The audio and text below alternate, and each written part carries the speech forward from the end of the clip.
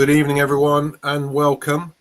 My name is Ben Jamal. I'm the director of the Palestine Solidarity Campaign, and we are delighted to co-host tonight's event with the British Palestinian Committee, of which I'm also a member.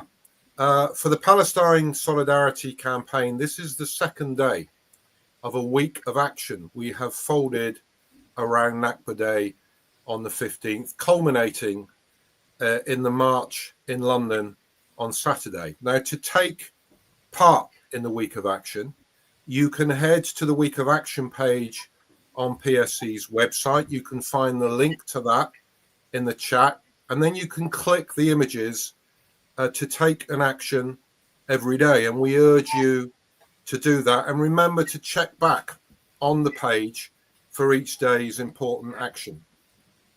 So as I say, welcome to this event. Tonight, we mark the Nakba, and we mark it not as a moment of collective trauma, enduring in memory but past, but as an unbroken, ongoing catastrophe. And we gather together at a moment, as you know, when the roots of that catastrophe, the Zionist project for the erasure of the Palestinian people, is now manifesting itself in front of all of our eyes, nakedly, with unashamed brutality, into an open project of genocide.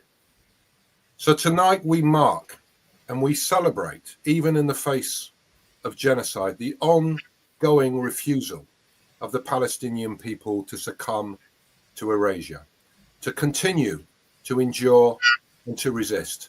Tonight we also recognize that that ongoing resistance, which is the necessary cornerstone of eventual liberation, is not sufficient for that liberation. Liberation will also require solidarity from people of conscience across the globe, people like yourself, a solidarity that begins as an act of empathy, a recognition of the truth of the suffering and oppression of a fellow human being, that impels that simple declaration: we see you, we stand with you.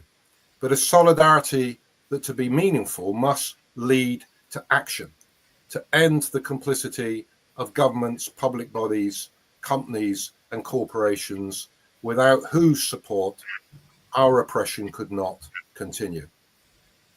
Many of us speaking tonight are British Palestinians. We know that Palestinian history is also British history, and we understand the breadth and depth of Britain's complicity. Every Palestinian is a child of the Nakba. Every Palestinian has their Nakba story, their account of how the catastrophe that befell their people has impacted upon their life. I am always reminded at this time of the year of my great uncle Shibli, who in 1921 came to London as part of a delegation of Palestinians to meet with Winston Churchill, who was then the Secretary of State for the colonies. They came to lobby for the British government to overthrow the Balfour Declaration issued 4 years before. He, my uncle Shibli, along with my grandparents and all of my extended family, were forced into exile in 1948 and died in that exile. During the year that delegation spent in London, they held the first ever pro-Palestine rally in Hyde Park, at which my uncle Shibli spoke, calling for the British government to recognise the collective rights of his people.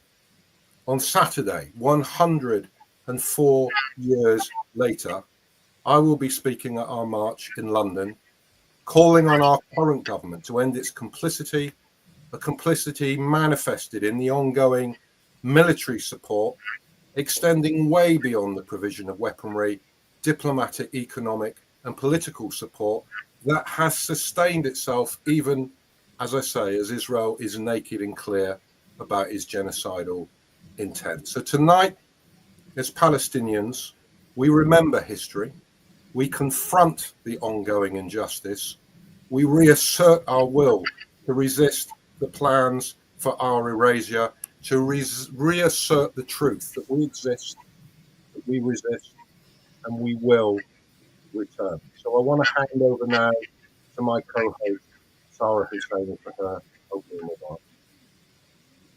Thank you, Ben. I'm really glad to be able to be here and honoured to be able to co-host this online session with PSC. And just reflecting on what you said, and obviously put so beautifully, but also aptly. We just thinking about this week in Nakba week and knowing that the Nakba was not a single event. It's something that's been going on in various ways and forms, both before and since 1948.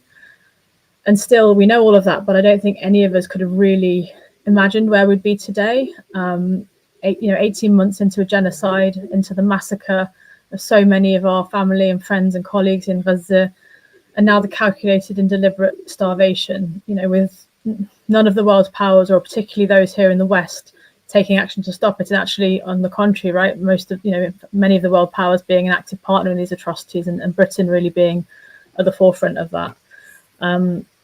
So I'm glad we're able to be here today and as you say, resist in the face of what is one of the darkest, undoubtedly the darkest chapters in our history as Palestinians. My name is, as Ben said, is Sarah Husseini. I'm a British Palestinian from Jerusalem originally.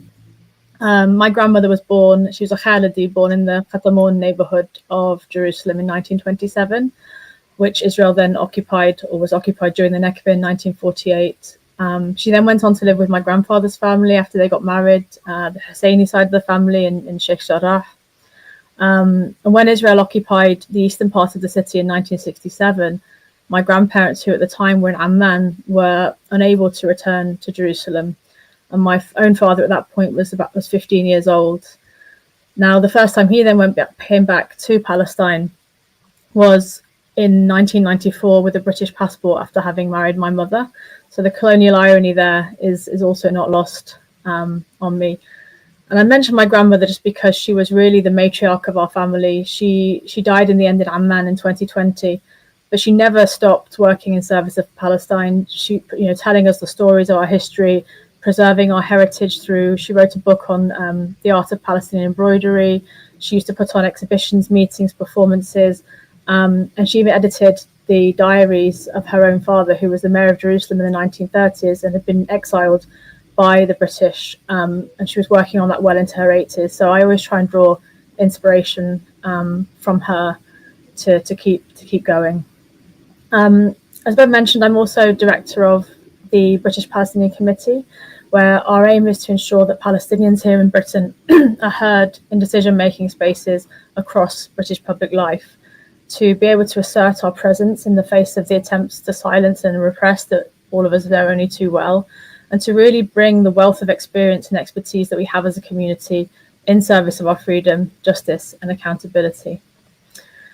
So, as I say, I'm really glad we've got the space for this evening for us to come together as Palestinians to reflect, to grieve, to mark the Nakba and recognise its continuation today, but also to really renew our determination to keep existing, to keep resisting. And for those of us who are joining us in solidarity, who play such an important role, to be able to join with us and share in this time with us. Now, we've got 4 incredible guest speakers today, all of whom I know are very busy and have made time to be with us, and I'm really grateful for that. And so before I just pass to Ben to introduce our first guest, I'd like to ask you all to join us in a moment of silence to remember all of our people in Gaza and across Palestine, those we've lost to Israel's genocide in the most unjust and horrific of ways, and those who continue to exist and resist, the medics, the journalists, the first responders, the teachers, the neighbours, mothers, daughters, sons, brothers, children. So let's take a moment now.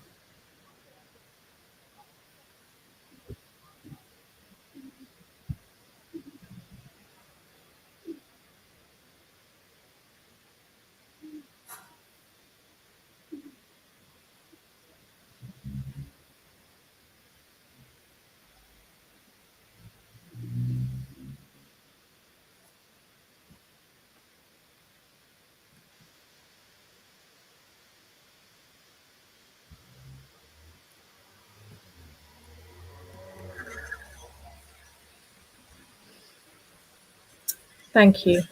Okay, with that, Ben, I'll pass to you to introduce our first guest. Thank you, Sarah.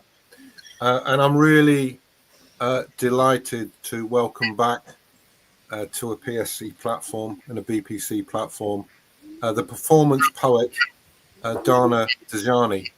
Dana uses her theatrical background to bring her spoken word pieces to life, whilst addressing various themes of social justice through her characters. Part spoken word, part one-woman show.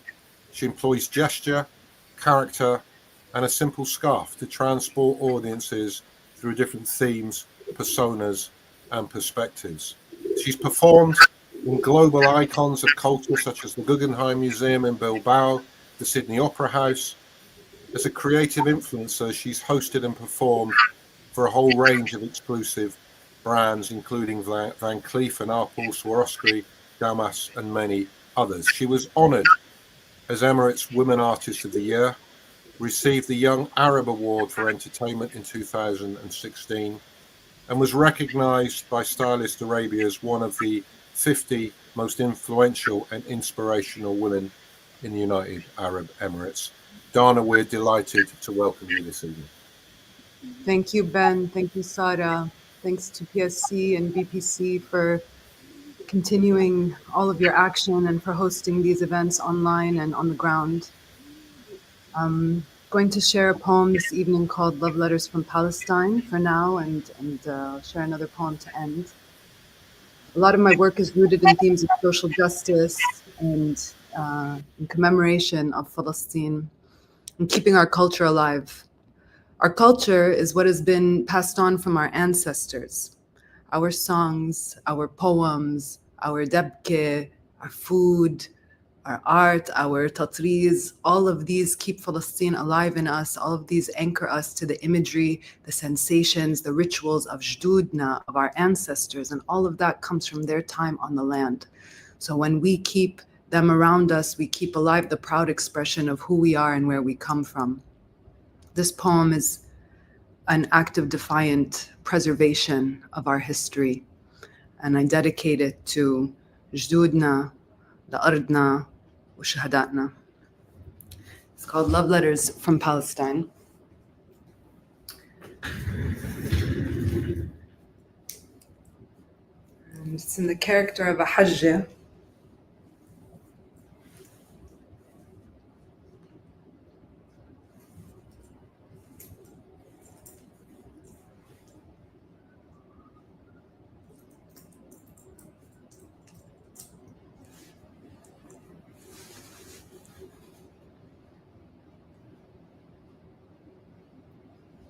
They call me Nakba, named for the catastrophe born on the same day as I welcome 77 years fighting the threat of genocide has left me unspooled like the thread I use to embroider pillows and thobes with passion and the hope that one day I will again feel at home on this land that my grandfather tilled with his hands under the umbrage of a gold leaf dome. And all I've inherited is internal displacement, like my gut in my throat when I hear of olive trees older than you and me by centuries, uprooted like so many families, relinquished to refugee camps where there is no defense. Though in the West Bank, we live restrained by a fence, thick enough to drown out the sounds of our sorrows and muffle the marching beat of endless feet, martyred in neat piles which the media sweeps so slyly under the rug of humanity.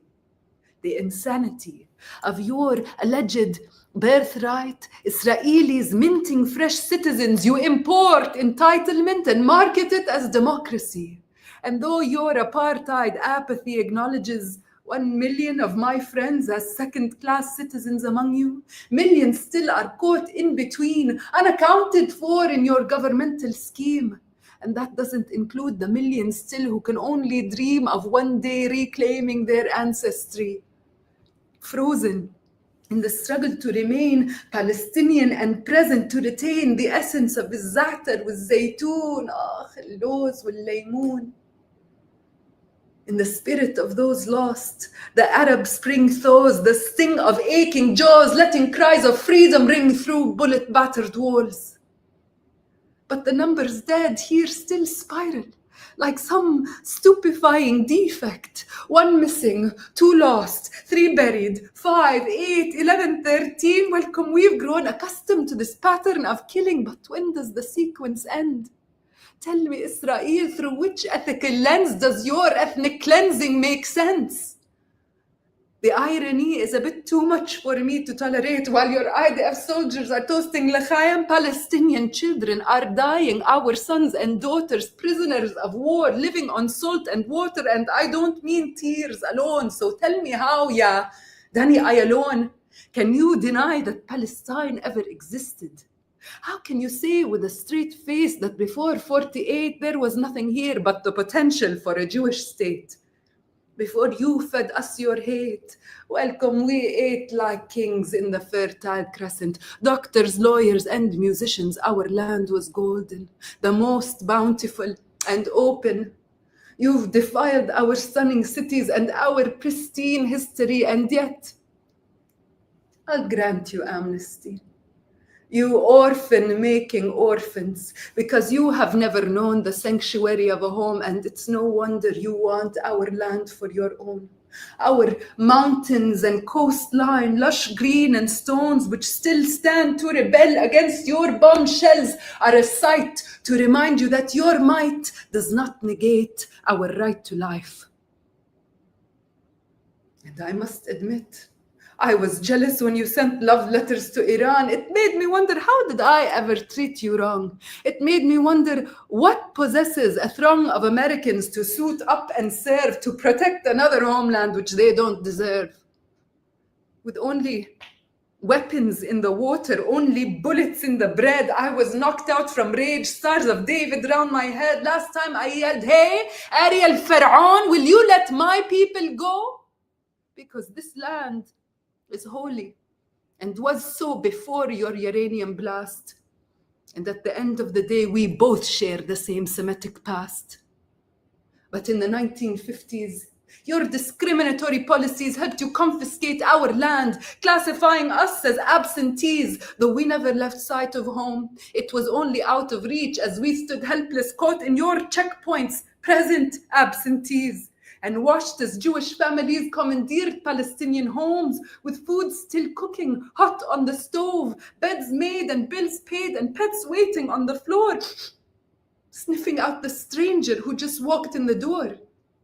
We never abandoned our Palestine, and now as refugees, we carry her spirit internationally. And Israel, we refute your dumbing down of this occupation to call it a dispute, though it's not just a semantic issue. So I will continue to resist amidst your tanks and settlements, separating, segregating in your racist strategy. Well, like Netanyahu, who chose you to inflict so much suffering unto me? Israel, I dream of peace, which is no substitute for justice. Israel with your barbed wire hugs, and Israel with your uranium love, and Israel with your bulletproof apathy, Israel with your affinity for make-believe. Israel, I am waiting for your liberating compassion, for you to discover your love of Palestinian Bedouins and Bashas, for this love cannot be contained, which is why love doesn't die when bodies don't remain, which is why love is all that's left, though my heart has hardened like the stone pit of an olive. Don't you see, Israel? The only way I know to give you my very best is to rip open my vest, reach into my chest, dislodge this now calcified organ, kiss my fist, and with a wish send it flying over the wall towards your settlements, which haven't settled anything at all, and hope you receive its good intent. You see, I don't resent you. We'd never move past this if I did. My life is over. I just want a better future for my kids. This rock was never meant for anything more than to knock some sense into you. Why continue more? We are one Human race, there are no walls from space. And if you could just see my face, the daughter of a catastrophe, perhaps it may inspire in you some humanity. Israel, all I do is give you time. But until you get in line, I will keep throwing these love letters from Palestine.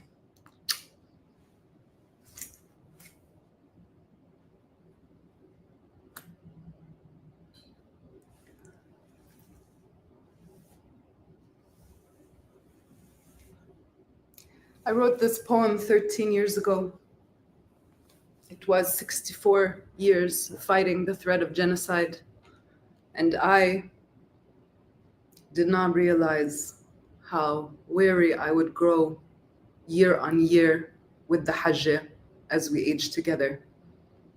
May we see the end of the ongoing Nakba in our lifetime and soon at that. Thank you very much. Wow. Dana, thank you so much. Thank you for the power of your work. Before I hand back to Sarah, I'll just share a reflection that I'm sure is a reflection many of us have had over the past 20 months in particular.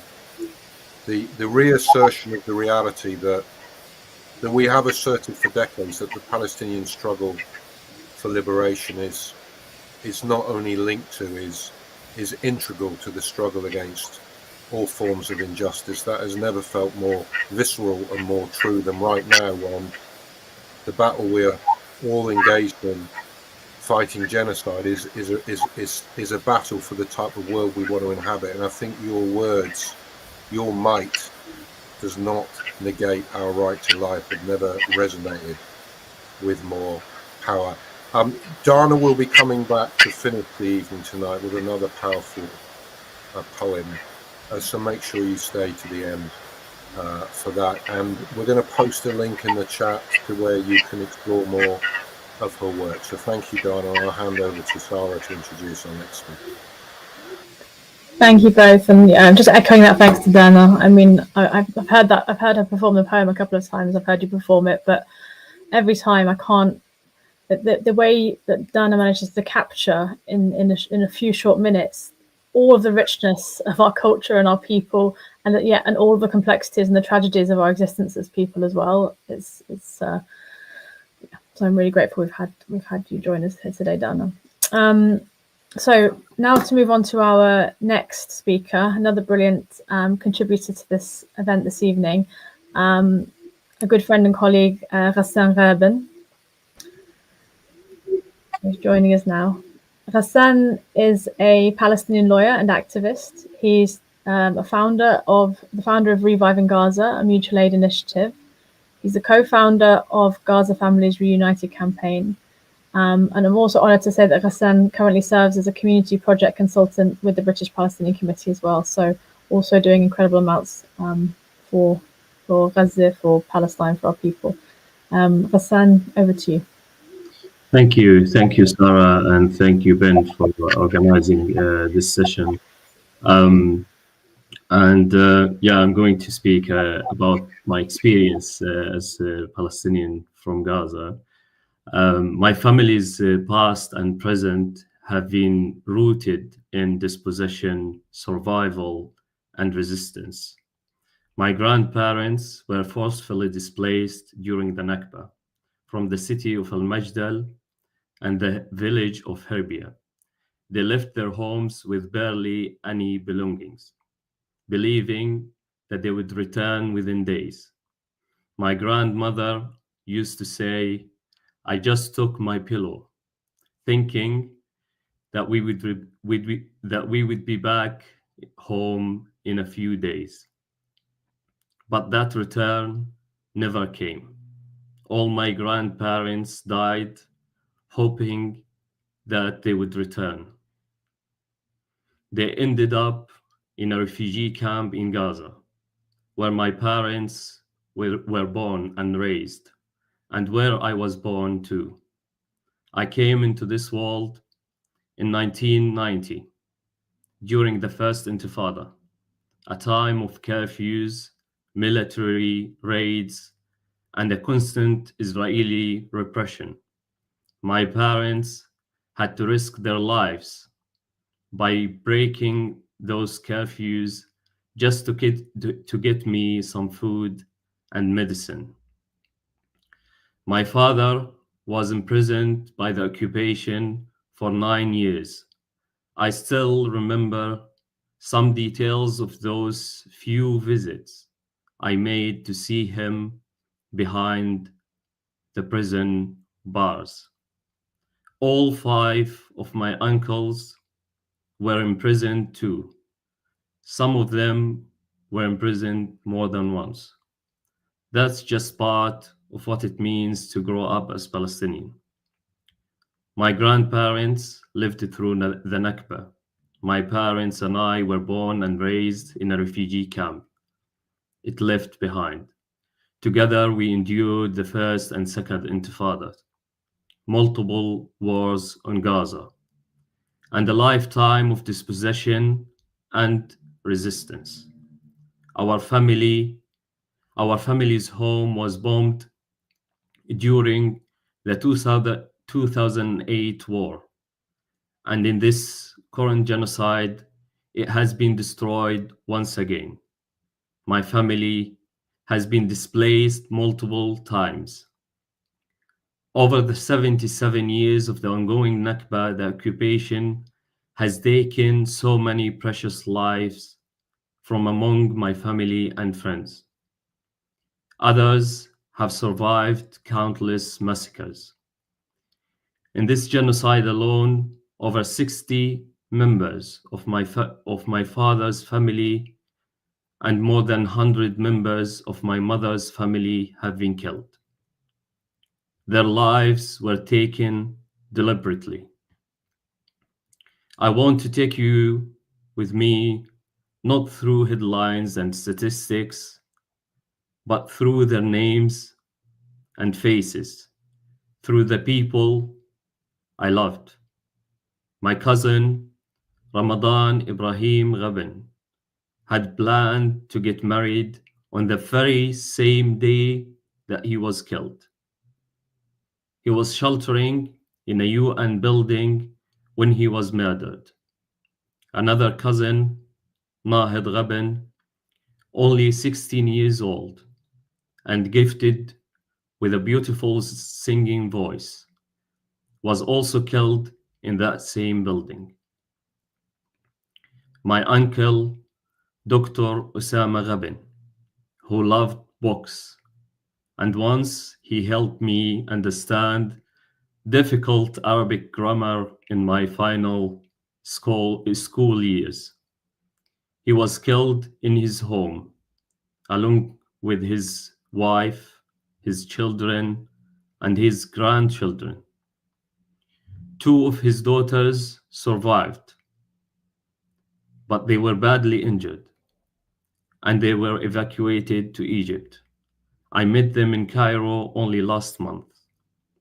I asked about their health, but I couldn't bring myself to mention their loss, our loss.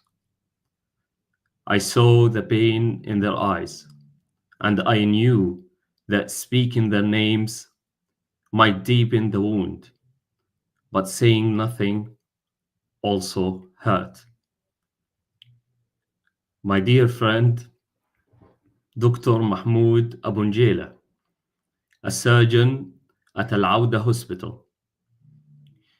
We studied together in Algeria. I remember how he treated his patients with such care and always carried a warm sense of humor. He was killed alongside 2 other doctors at the hospital. Before he was killed, he wrote on a surgical planning board, he said, "We did what we could. Remember us." My cousin, Abdurrahim, was killed with his 10-year-old daughter while trying to find food for their family. My cousins, Muhammad, and Lu'ay were also killed during similar desperate attempts to find food. My friend Muhammad Abu Hasira, who had been living in Dubai for the past 10 years, returned to Gaza just weeks before the genocide began to visit his family. A few months earlier, he had been messaging me, proudly talking about his two beautiful sons, Munzir and Qusay. He was killed alongside his entire family, his wife, his sons, his parents, and his siblings. The list is painfully long. I remember them. I see their faces. I say their names, and I will never stop telling their stories. The massacres are ongoing. The genocide is ongoing. The Nakba is ongoing. The occupation has destroyed homes, hospitals, bakeries, and water wells. It has cut off aid and targeted every form of infrastructure, using starvation, dehydration, and disease as weapons.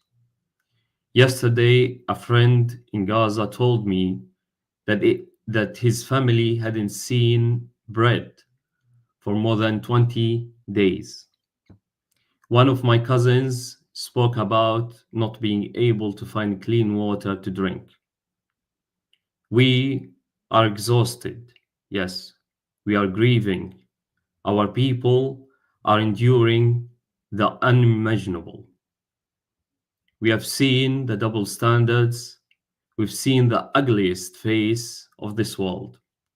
We've exposed the lies, and we have woken up millions around the world to the truth. And in all of this, the Zionist project is failing. It will not break our spirit. It will not raise our resistance. It will not push us into the Sinai desert. And it will never make us forget the right of return. The Nakba never ended, but neither did our resistance. For 77 years, we have fought. And if we must, we will fight for 77 more. Because our existence is resistance. This isn't just a speech for today. It's a reminder that our liberation is a long journey, one that needs all of us, steadfast, focused, and united. And we will see a free Palestine. Thank you.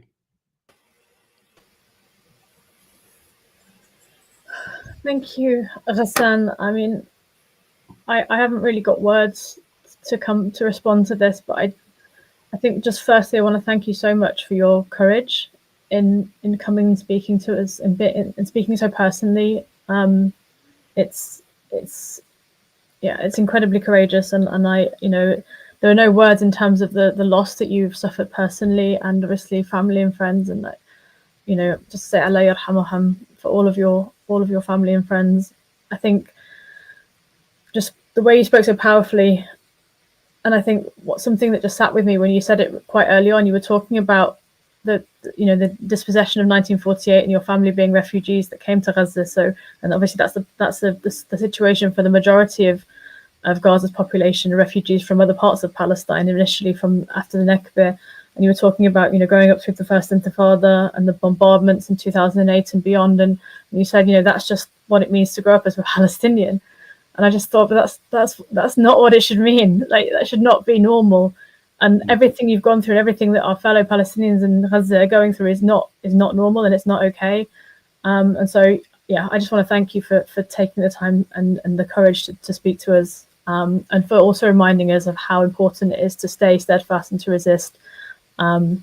and yeah, to do that. I'll stop there. Ben, I don't know if you want to add anything, otherwise no, just to echo Sarah's thank yous. Ghassan, as you were speaking, I was what came to mind for me at one of our early marches, Mohammed El Kurd spoke, and he said something from the stage in Whitehall. He said, we must not normalize massacres, but that is, of course, what has happened. And the sort of fabric of this genocide is woven largely through a catalogue of horrendous statistics with which we are all familiar. This many tens of thousands dead, this many hospitals and homes destroyed. But the reality we know is that behind every single one of those statistics is a human person with hopes, with dreams, as you said, with a story that deserves to be told. So I just want to thank you for reminding us of that and for honouring the memory of your family and for sharing their stories with us. And I'll add as well, Ghassan is part of an organisation called Gaza Families United, and we can put a link so that people can become aware of the work that you and others are doing in that important campaigning organisation. If we can post that in the chat so people can look at that. But thank you for being with us tonight. Thank you, Ben, and thank you, Sarah, for your kind words. And looking forward to listen to the next speakers. Thank you. Okay. Well, look, let me move on then to introduce our next guest, Selma Daba. Selma is a British Palestinian writer and lawyer. She holds a master's in law from SOAS, a PhD from Goldsmith University. She's worked for human rights organizations across the world, in Jerusalem, in Cairo, in London. She's also, though, a writer, and her debut novel, Out of It, is set between Gaza, London, and the Gulf. Her wider fiction includes short stories, radio plays, as well as productions for stage and screen. And she is the editor of We Wrote in Symbols, Love and Lust by Arab Women Writers. And she's a judge for the 2025 EBRD Literature Prize. And she regularly blogs for the London Review of Books on Gaza and is chair of the board of the Mosaic Rooms. She's giving meaning to the word polymath, and we are delighted to welcome her here tonight. Selma.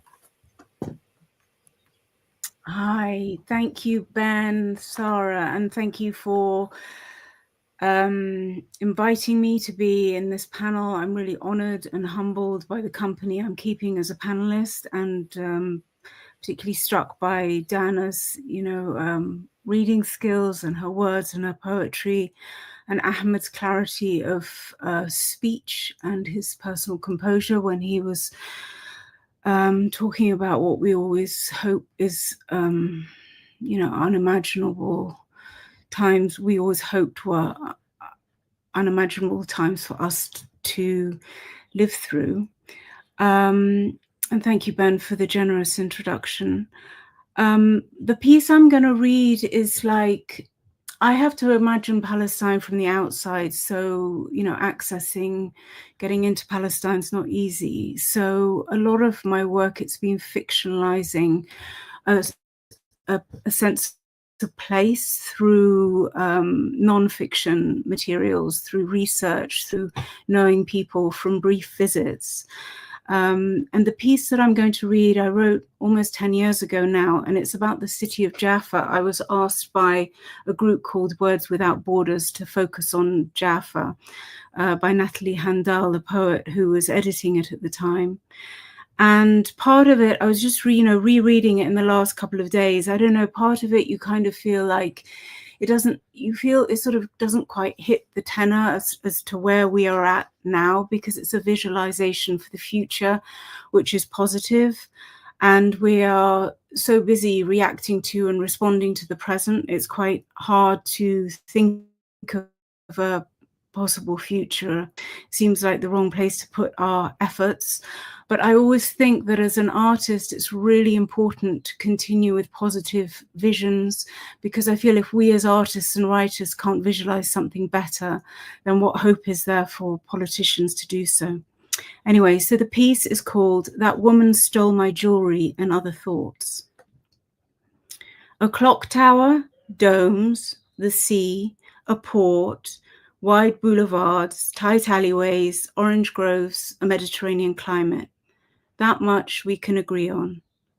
My father, his mother, his father's father, and mother's mother, and so on and so forth, were all born in Jaffa.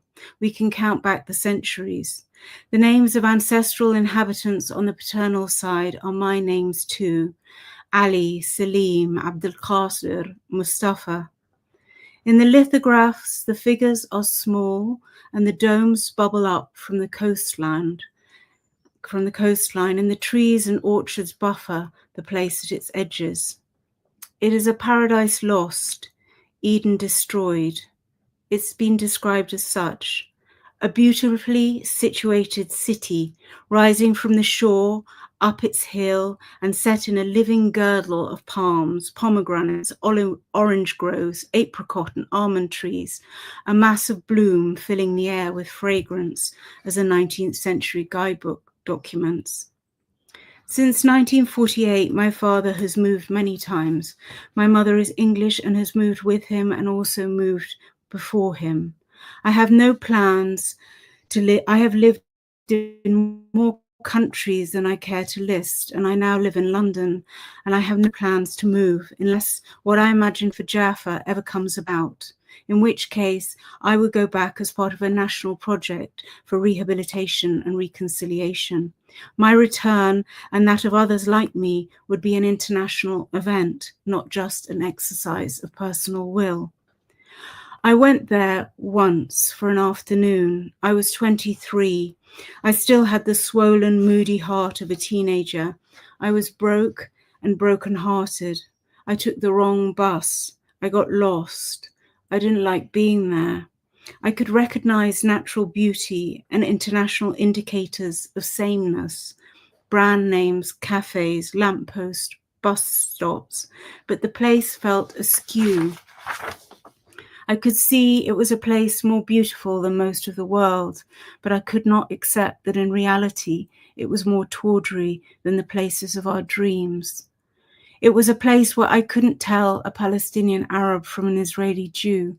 The former could hug me and the latter spit. I couldn't tell. I didn't know. I was an outsider. The place had rules I had not grown up with. I wanted everyone to wear signs for my benefit. I ventured near the mosque where I could be certain, and when I was asked, was waved in the direction of my grandfather's furniture factory by men in slippers with defeated shoulders, and waved again down to the beach to where our house once was. I was told not to go there. No one explained why not. My grandfather was a grand man, perhaps grander than their grandfathers, and they wanted me to have tea with them on account of his possible grandness and my return. But I wanted to get away. Visiting Jaffa felt like coming to a home that has been taken over by a mistress who loathes you. She rests on your upholstery, takes down your photographs from the wall, and badmouths you to all and sundry. This imposter woman parades around in your jewelry, sleeps with your husband, and wears your clothes. Everyone says she looks great. They love her. She wants you gone. You are the bag lady screaming from the street outside. In 1948, said the Jaffa Museum's triumphant sign, Jaffa was liberated. Liberated. The mistress's face, framed by a tiara, grins behind the window. It was great. She winks at you. He loved it. I hear the line of my father's that looped around my childhood, a perpetual scar in my psyche. You don't know what it is like to leave your country on a stretcher, to leave your homeland. He was 10. The grenade was thrown from a high Jaffa cemetery down onto a street with nothing in it but children. They were targeted, and my father took the brunt of the explosion. 7 scars still remain on his body, and the shrapnel is embedded in his skull. A road near the sea, a blast. Has someone thrown a stone and hit the lamp, he wonders. Then blood running down his face, so thick he recites the Fatiha because he is convinced he is about to die. You don't know what it is like. The woman retreats from the window to lie in my upholstery, in my jewels, liberated. I imagine a Jaffa where religion is not the key determinant of friendships, allegiances, love affairs, or feuds. It is a place where one does not have to think of moving from, where immigration is an option for the minority, not a must for everyone. It's a base, a legacy, an investment, a project, a place where most people can pronounce my name and can understand the nature of diaspora, of swimming through different cultural identities. We're all adaptable people, old Palestinians, new Palestinians, old Jews, new Jews, multilingual, urbane, industrious. In my imagined Jaffa, we're people used to leaving places with nothing but our checked-in suitcases and our educational achievements to show for ourselves. Hope defiant in our hearts, sleep provided for in capsules in our pockets. I'd like my Jaffa to be a place where I can announce my atheism if I want to. And when it's hot, I can wear a shirt with no sleeves. I'd like the old train routes back. The station in Jaffa will sell tickets to Istanbul, Cairo, Damascus, Jerusalem, Beirut, Amman, Baghdad. Why not? In my Jaffa, we channel the spirit of religions and languages to find commonalities, not righteousness and fear. A legal system that comes down hard on intolerance, and an education system that accommodates difference but stresses equality. A taxation system that pours back into the people. We become a cultural hub, an educational hub, a center for technology, design, enterprise. We export our wisdom, not our hatred. We are the most sought after consultants for all peace programs and reform projects that the world will ever need. We dislodge the reputation for killing. Eden reconstructed. My Jaffa has its problems. I don't imagine it as a place where there isn't corruption, or politicians aren't dishonest, where the innocent don't die in custody or get stabbed in the street. I don't conceive of it as being a country whose people have not gone through much horror, hatred, exile, and torture. But I like to think of it as a place on the mend, with open borders and a genuine desire for reform. As for the woman on my sofa, give me enough time, and I'm sure I can talk her around. She's getting a bit fed up with defending her jewelry. Anyway, thank you.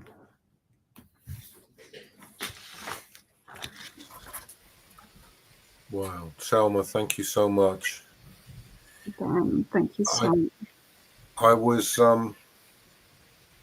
you provoked some personal reflections with what you were saying. I don't know if Selma's coming back on, Gabriel, maybe if you can put her back on, but I was reflecting on, my daughter's in the audience tonight, I know, and many years ago when I took her for her first visit to Palestine, and we went to where my family had lived, my grandparents in Talbia in West Jerusalem, and spent an afternoon.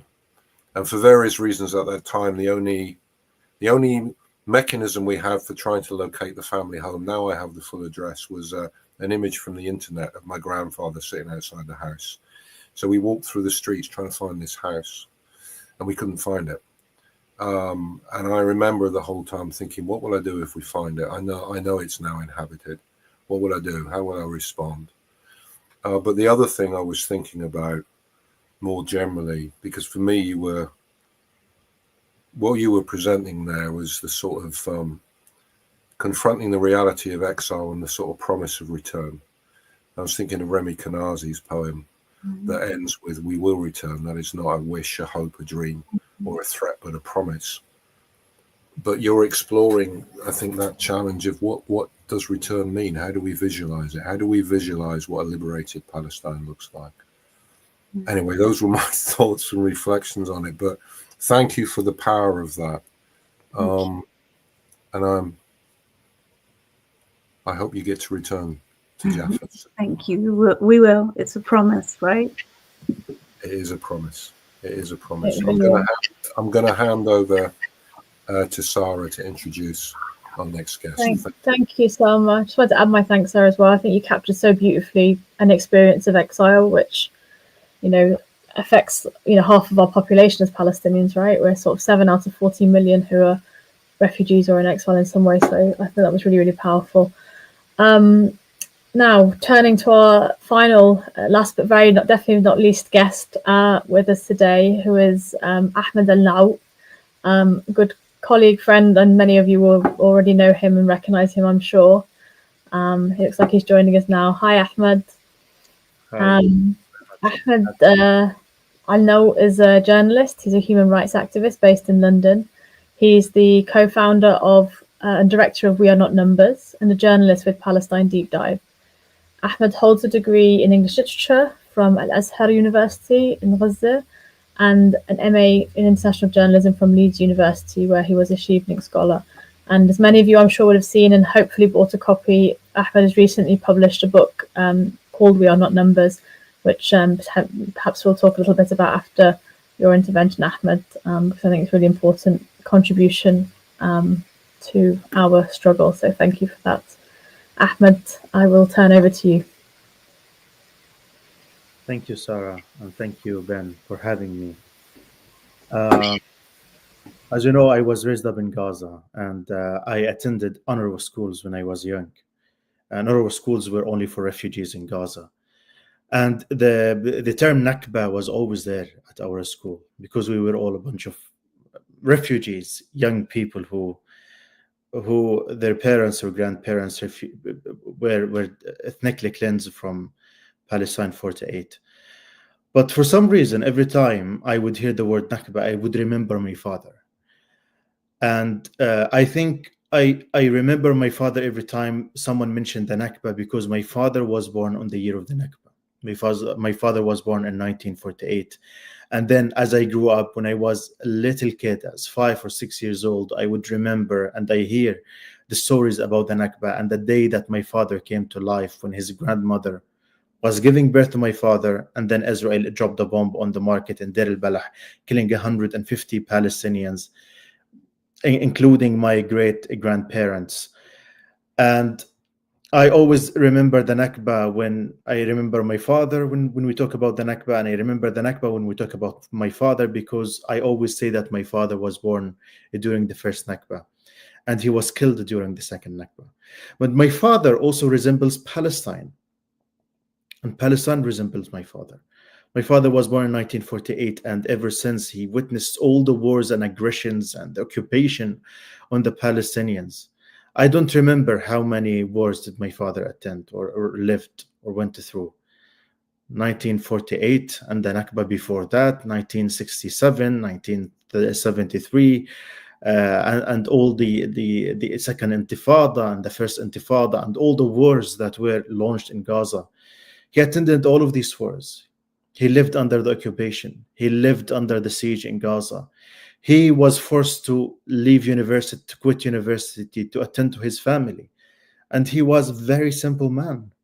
And in his simplicity, he resembled Palestine. My father was one of the most talented people I've ever met in my life. He was the most compassionate people. He had this photographic memory. At the age of 75, he would still recite his lessons that he used to study when he was only 10 and 12 and 13 years old. Nonetheless, he could not go to college because he had to work and to provide for his family.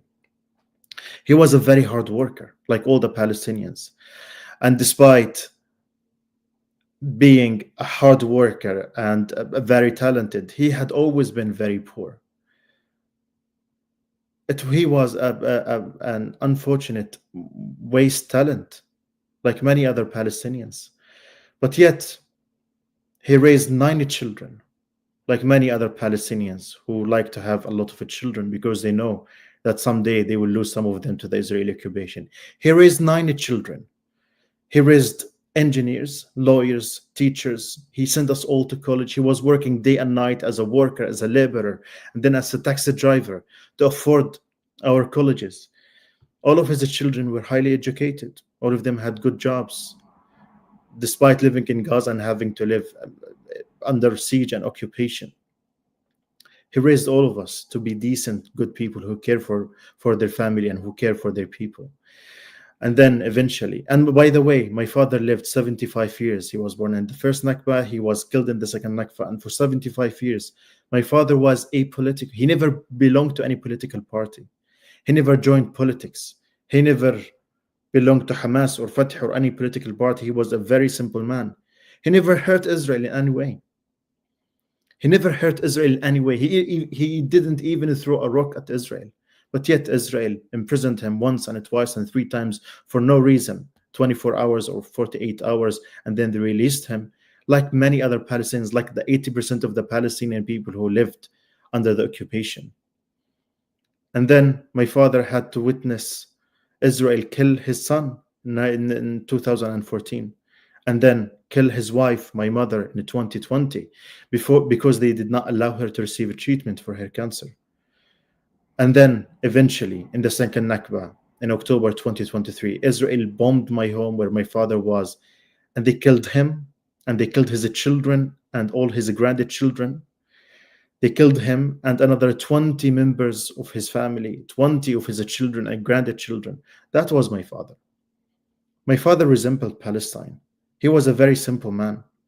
He was not sophisticated, but he wasn't highly educated, but he was very talented. And he cared a lot for Palestine, and he cared a lot for everyone. And that's why Israel killed him. Because for him, for Israel, being a Palestinian is a threat. Being a Palestinian is wrong enough that you deserve to die. But you know, my father also resembled hope. He testified to the hope of the Palestinians. You know, my father had a very difficult life. All of his life, he was working very, very hard just to maintain his life. But at the same time, he was always very, very hopeful.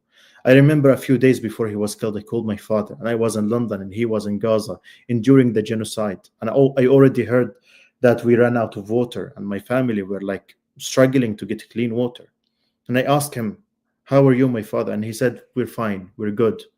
As long as we are breathing, we are alive. We will endure," he told me. "We will endure whatever is happening." He never seemed to be rash or angry or not content for the situation that's in Palestine. He was always hopeful, and he always thought that eventually Palestine will be free. He was like glowing with hope all the time. And that is the Palestinian people. Despite whatever is happening to us, despite a genocide, I think the Palestinians will always glow hope, because we are a people who love life, who deserve to live. We deserve to live. And from that, like my father, I always to glow hope. I always to send messages of hope to the world, that despite whatever is happening to us, despite the genocide, we know that Palestine will be free one day. We know Palestine will be free. And I know now we live in times where genocide is normalized. Where killing children in thousands and tens of thousands is normalized, like Muhammad al-Kurd and bin Jamal just said. We know it's irregular times. This is not sane world. I know it's not normal. But I know that eventually those who cling to their rights, those who care for the country, those who do not give up, they will never be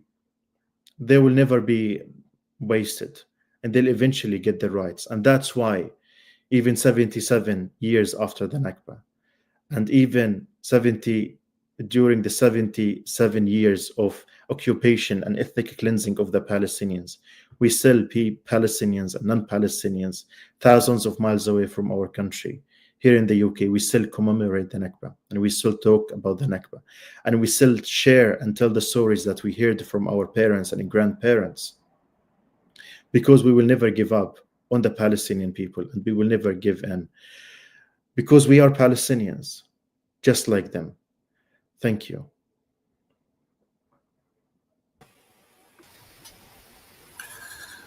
Ahmed, thank you so much. Ahmed, let me just say this and share this with the people listening tonight. I have had the immense honor on many occasions in the past 20 months of standing beside you on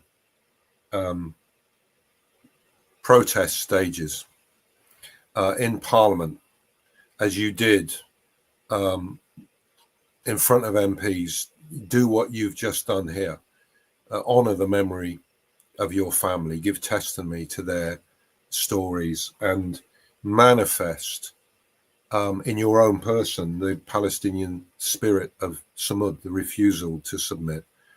So I thank you for your courage, but people will know, and we've just posted a link in the chat, the extraordinary work that Ahmed has done for many years as the co-founder of We Are Not Numbers, a project designed to give a platform to Palestinian voices, to make sure that Palestinian writers and artists get the platform that they deserve.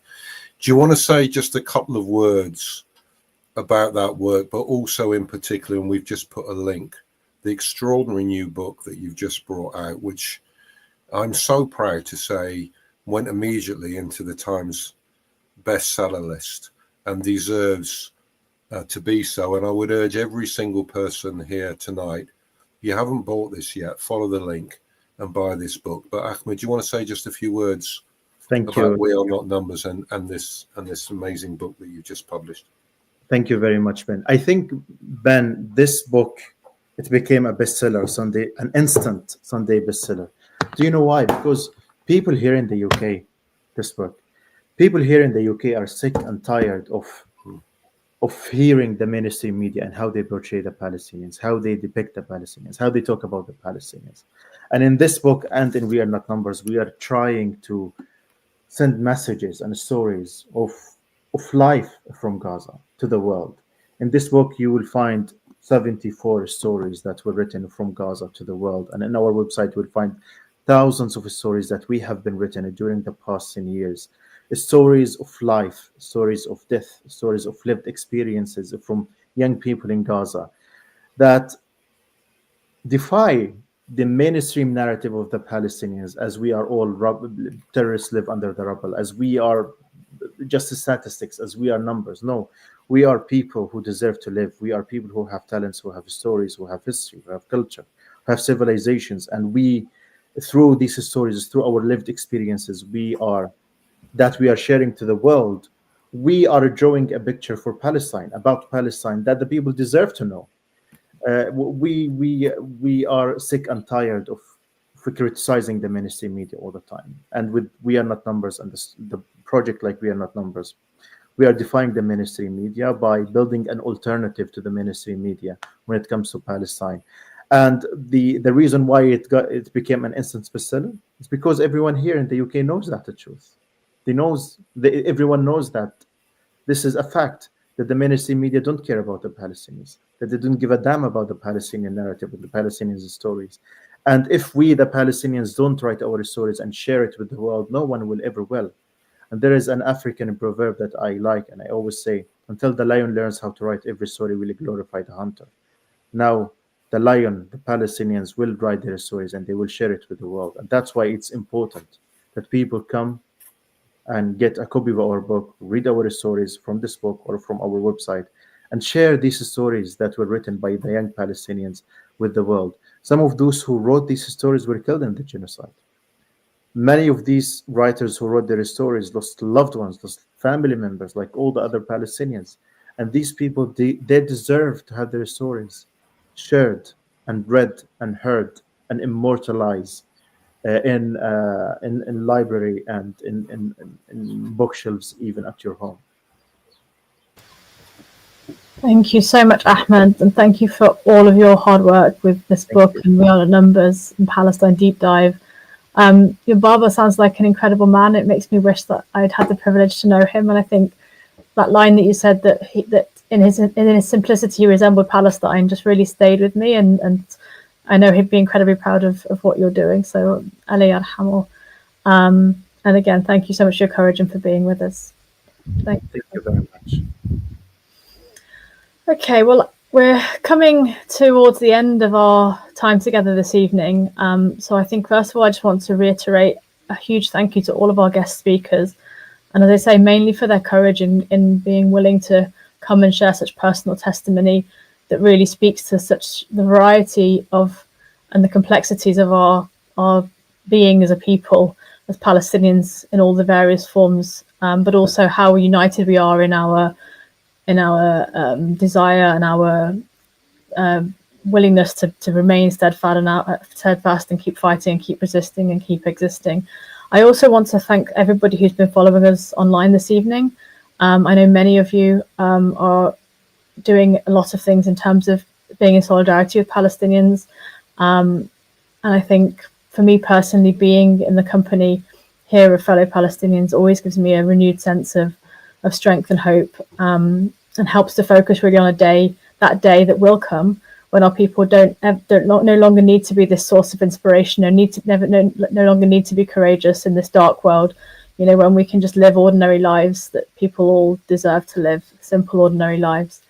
But I do want to take a moment before handing back to Ben to talk a bit more about concrete actions to just recognise the incredible level of solidarity in this country. You know, a number of our speakers have referenced it.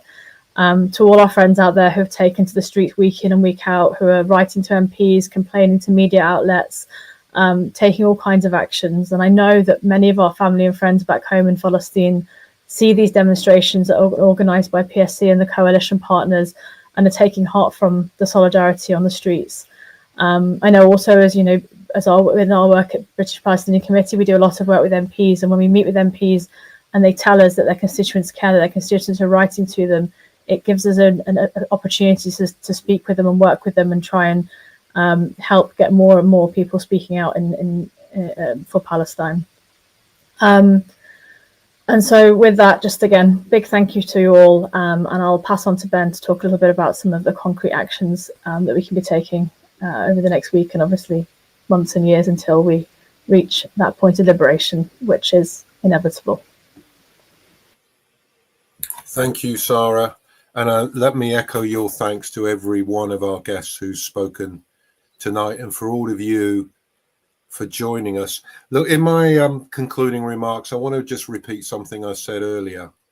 The truth that we have been reasserting, that our struggle for liberation is central to the struggle against all forms of injustice. One of my personal sporting heroes, the footballer and would-be philosopher Eric Cantona, recently reasserted this truth when he said, if Gaza is lost, then humanity is lost. He was reminding us that right now we are engaged in a fundamental battle for the type of world we want to live in and we want our children to inhabit. Do we want it to be a world where rights are the possession of the powerful?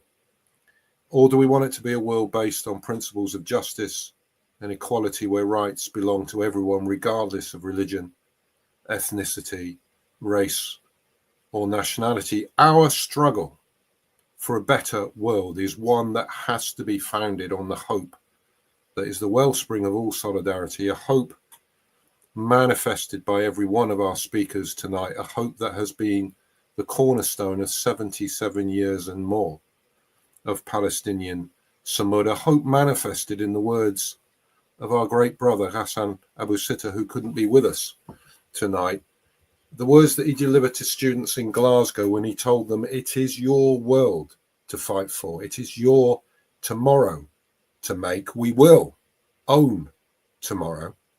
Tomorrow will be a Palestinian day. So we have to continue to build this community of resistance that we are building in the UK, that we are building globally. Let me give you a final reminder. Please take part in our week of action. Head to the Week of Action page on our website. The link is in the chat. Click on the images, take action every day. And most importantly, if you are here in the UK on Saturday, join us again in the streets of London, where once more we will bring this message of solidarity, this message of hope, this message of resistance to the streets of the capital in our hundreds of thousands.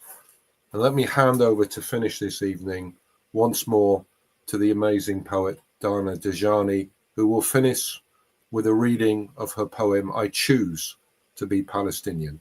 Thank you for being here. Thank you, Sarah. Thank you, Ben, and Salma, and Ahmed, and Ghassan, and everybody who worked behind the scenes to make this happen, and everyone who's tuned in. I'd like to end tonight with a poem of mine called I Choose to Be Palestinian. I choose to be Palestinian. I choose. I can. Because my identity is my own to create. It's no one's business to affirm, bestow, or prescribe upon me. No need to defend my identity because it comes from within. I choose to be Palestinian. It's not a box to check, a club to join, or a lifestyle demographic. Trust me, I choose to be Palestinian, and it has nothing to do with my ancestry. I choose to be Palestinian because I believe in dignity, in justice and humanity, in perseverance, in resilience. Say it, Palestinian. I believe that David beat Goliath. I believe that all human beings are Messiah. I believe that every land is holy. All people are chosen. No burning bush had to tell me. I choose to be Palestinian. And I believe that we are not broken beyond repair. Even after living through our Holocaust, the depths of our despair in Nakba, in Naksa, and now Gaza. من النهر إلى البحر نحن الفلسطينية. I choose to be Palestinian, even though they don't play fair. They don't play. They don't. They. I choose to be Palestinian with or without a nationality. I choose that identity. I can, because my identity is my own to create. So I choose not to be the victim, and I resist the fate they perpetuate. I choose to be Palestinian and step into a new day where the graves of Jerusalem aren't dug up as prime real estate to witness the trumpets of Judgment Day. Tourists flock in mass, religious holiday, a photo to take, unholy vacation. While locals are shepherded through checkpoints and barriers. We could have heaven on earth if we stopped waiting for a savior. Let it start in Palestine. Is the name triggering? Very well, let's call it something else then. Won't change the fact that I choose to be Palestinian. I choose to be Palestinian and give a voice to this pain and this love and this hope and this willingness to change. I choose to find new patterns and new ways, a common meeting place. We already inhabit it. Say it. Say it. We are Palestinians. عاشت فلسطين. Thank you so much.